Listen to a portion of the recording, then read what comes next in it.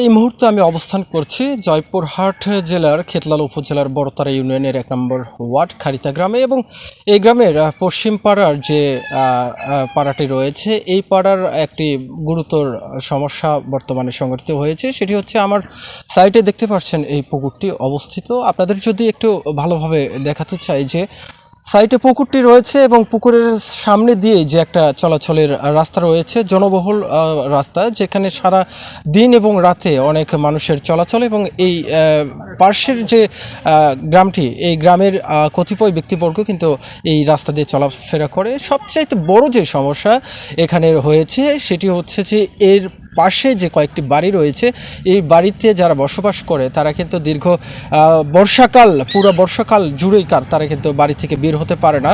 শুধু তাদের সমস্যা হচ্ছে রাস্তার অভাবে। রাস্তা যদিও আছে, তারপরে তারা কেন বের হতে পারছে না এই বিষয়টা আমরা জানবো। এবং তারা অনেকেই অভিযোগ করেছেন যে এখানে বর্ষার যে পানি, এই পানিটা অতিরিক্ত বেশি হওয়া এবং এটি নিষ্কাশনের অভাবের কারণেই কিন্তু এই রাস্তাটি চলাচলের অনুপযোগী হয়ে দাঁড়িয়েছে। এবং আমরা একটু কথা বলার চেষ্টা করব এখানকার যিনি ভুক্তভোগী সেলিনা আক্তার, তার সঙ্গে একটু কথা বলে জানার চেষ্টা করব যে আসলে মূলত আপনি যে বাসায় এখানে অবস্থান করেন বা বর্ষাকালে যে এই যে অভিযোগটা করছেন যে আপনি বের হয়ে যেতে পারেন না, আসলে মূলত কি ঘটনা ঘটেছে বা কি কারণে আপনি বের হতে পারছেন না, বিস্তারিত একটু বলবেন। হ্যাঁ, এখান থেকে আমরা যেতে পারি না। রাস্তা বৃষ্টির পানি হওয়ার কারণে রাস্তা বন্ধ হয়ে যায়। যাওয়ার পর আমরা এখান থেকে বের হতে পারি না। রাতের অন্ধকারে কোনো মতেই বের হতে পারি না। আমাদের খুব সমস্যা। আপনারা রাস্তার পানি যাওয়ার যে কোনো ব্যবস্থা করে দেন। আমাদের খুব সমস্যা। আমরা মেয়ে মানুষ, রাস্তাঘাট নেই, বের থেকে বের হতে পারি না। আপনারা যে কোনো কারণে আমার বৃষ্টির পানিটা বের করে দেন। এই মুহূর্তে আমি একটু জানার চেষ্টা করব মূলত এই বিষয়গুলি যেহেতু স্থানীয় জনপ্রশাসন যারা রয়েছেন, নেতাকর্মী যারা রয়েছেন, তাদের কিন্তু দায়িত্ব রয়েছেন। এবং এই বড়তারা ইউনিয়ন যিনি পরিষদের যিনি বর্তমান প্যানেল চেয়ারম্যান নুরুল ইসলাম, তিনি কিন্তু মোটামুটি ভালো কাজ করে যাচ্ছেন, একের পর এক কাজ করে যাচ্ছেন। তিনি কিন্তু তার পক্ষ থেকে এবং সরকারের পক্ষ থেকে যে কাজগুলি ইতিমধ্যে পেয়েছেন সেখান থেকে নিরলসভাবে কিন্তু তিনি কাজ করে যাচ্ছেন। এই মুহূর্তে আমি একটু কথা বলার চেষ্টা করব এই ওয়ার্ডেরই একজন বিএনপি নেতা আব্দুল করিম।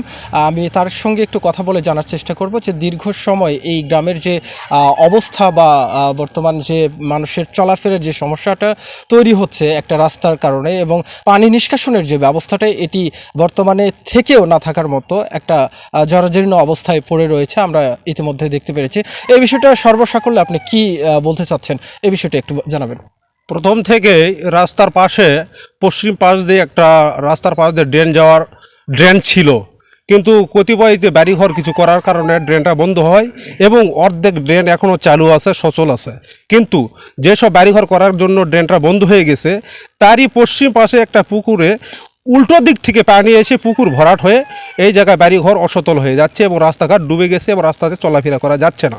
বিধায় আমি অনুরোধ জানাবো প্রশাসনকে এবং সরকারকে যে ড্রেনটা অর্ধেক চালু আছে, আর পুরো ড্রেনটা যদি চালু করা হয় তাহলে অবশ্যই এই পানি আর এখানে থাকবে না, অবশ্যই নিষ্কাশন হয়ে চলে যাবে এবং এই পাড়া মহল্লার যারা বাড়িঘর ডুবে যাচ্ছে এরা স্বস্তি পাবে এবং এরা শান্তিতে রাস্তাতে হাঁটা চলাফেরা করতে পারবে। এবং আমি প্রতিমন্ত্রী ডিসি আব্দুল বারী স্যারকেও আমি এটা জানাতে চাই যে উনি যদি উদ্যোগ নেয়, তাড়াতাড়ি এটা একটি সংস্কার করে মানুষকে একটু আপনারা বাঁচান।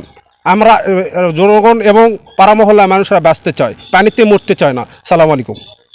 ধন্যবাদ। যেমনটি আপনাদেরকে জানাচ্ছিলাম, এই মুহূর্তে আমরা যেটি জানতে পারলাম যে আসলে মানুষের ভোগান্তির শেষ নেই বর্তমানে এই খারিতা পশ্চিম পাড়ার জনসাধারণের।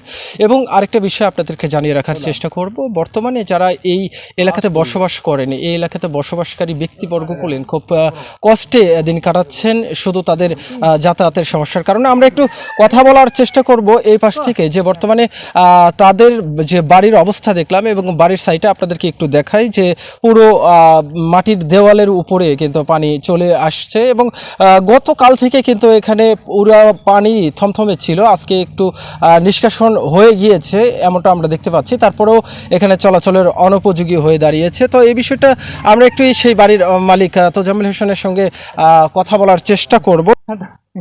আসসালামু আলাইকুম, আমি তোজাম্মেল হোসেনের মাজলা ছেলে। এই রাস্তাটা মূলত বর্ষাকালে এলে আমাদের অতিরিক্ত সমস্যা হয়। অতিরিক্ত পানি হলে আমাদের রাস্তা ডুবে যায়। পূর্বের ড্রেনটি যেটা ছিল ওটা লোকজন মাটি ভরাট করার জন্য আমাদের এই ভোগান্তিটা হয়। এই জন্য আমরা সরকারের কাছে বিনীত অনুরোধ, আমাদের এই জনভোগান্তিটা যেন অতি দ্রুত সংস্কার করার চিন্তাভাবনা নেওয়া হয়। এই বিষয়ে আমি সরকারের কাছে অনুরোধ ও আবেদন জানাই। আসসালামু আলাইকুম।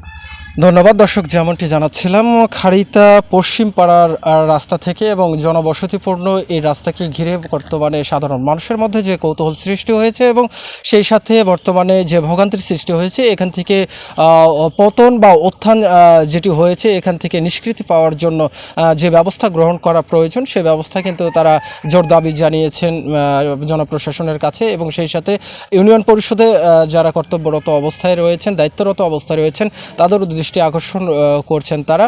ইতিমধ্যে যে সমস্যার সম্মুখীন হয়েছে, এই সমস্যা থেকে যদি খুব তাড়াতাড়ি তারা উদ্ধার না হতে পারে, তাহলে তাদের যে চলাফেরা এবং তাদের আয় রোজগারের যে অবস্থা, এটি কিন্তু তারা করতে পারছে না, যেহেতু বাড়ি থেকেই বের হতে পারছে না। তবে সর্বশেষ আপনাদেরকে এই তথ্যটি আমরা দিতে চাচ্ছি যে খাড়িতা পশ্চিম পাড়ার যে বর্তমানে রাস্তার বেহাল অবস্থা, এই অবস্থাকে খুব তাড়াতাড়ি এখান থেকে যদি উন্নতি না করা হয়, তাহলে এখানকার জনসাধারণের খুব বড় একটা সমস্যা সৃষ্টি হচ্ছে এবং বাড়িঘরের অনেকটা সমস্যা সৃষ্টি হচ্ছে। এই ছিল আমার হাতে সর্বশেষ সংবাদ জয়পুরহাটের খাড়িতা গ্রাম থেকে।